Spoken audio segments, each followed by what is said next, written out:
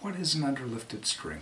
When a piano is first strung, the steel wire goes through its A graphs and under the V bar and has a big swoop to it. That is underlifted.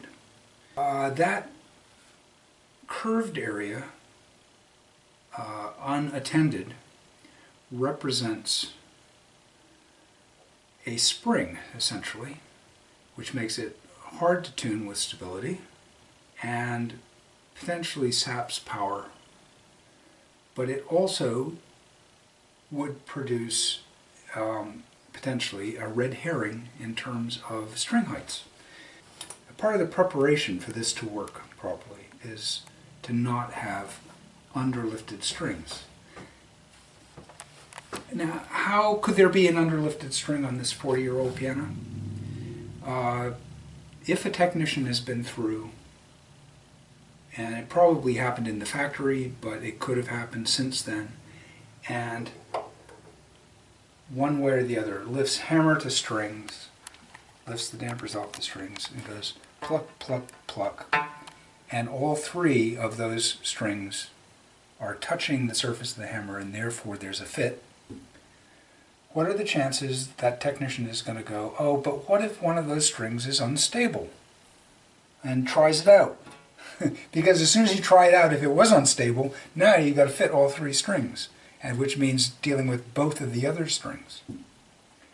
So human nature would have me being delighted with finding any natural fits and moving on. And what I want to do is not fall prey to that. I don't want any underlifted strings. So a way around this is to just go through and modestly lift every wire in the piano.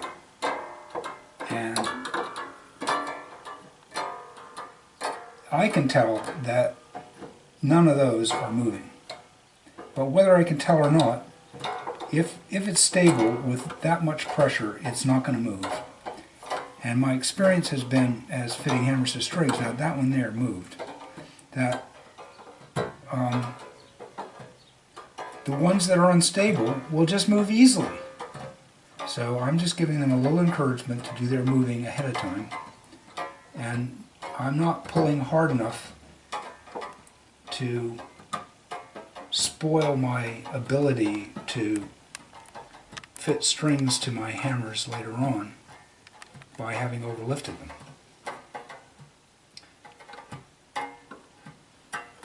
Now, overlifting is the same problem at the other end.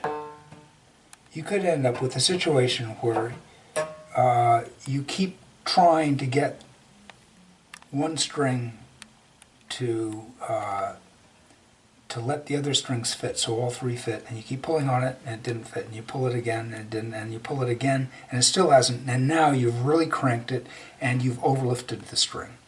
So as a preliminary, I just go through, it's going to take me a couple of minutes, and I'm going to just pre-lift all the wire.